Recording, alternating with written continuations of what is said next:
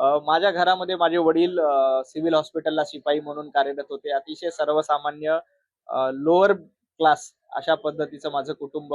माझे आजोबा स्वातंत्र्य सैनिक होते. मराठवाडा मुक्ती संग्रामच्या पूर्ण रणसंग्रामामध्ये स्वातंत्र्य सैनिक म्हणून त्यांनी मोठा लढा दिला होता. मराठवाड्यामध्ये अनेक स्वातंत्र्याच्या कारवाया, स्वातंत्र्याची लढाई लढण्यासाठी माझे आजोबा अतिशय सक्रिय होतं. त्यामुळे लढा देणं हे माझ्या रक्तामध्ये आहे.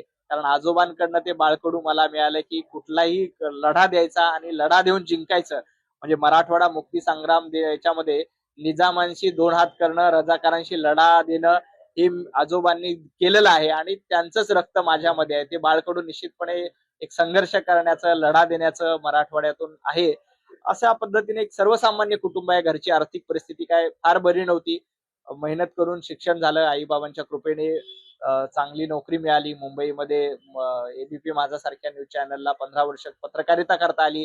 त्यानिमित्ताने लोकांचे प्रश्न काय ते देखील समजता आले आणि आता राजकारणात आल्यापासून गेल्या 3 वर्षात मुख्यमंत्री देवेंद्र फडणवीस साहेब आहेत, चंद्रशेखर बावनकुळे साहेब आहेत, रवींद्र चव्हाण साहेब या सगळ्यांसोबत जवळून काम करता आलं. एक कार्यकर्ता म्हणून घडण्याचा हा काल होता. त्याच्या आधी विद्यार्थी परिषदचं देखील काम केलं. मी बीडमध्ये विद्यार्थी परिषदेचा शहर मंत्री म्हणून होतो. त्या ठिकाणी देखील एक चळवळीमध्ये संघटन बांधण्याचा एक अनुभव विद्यार्थी परिषदेच्या माध्यमातून तोही होता.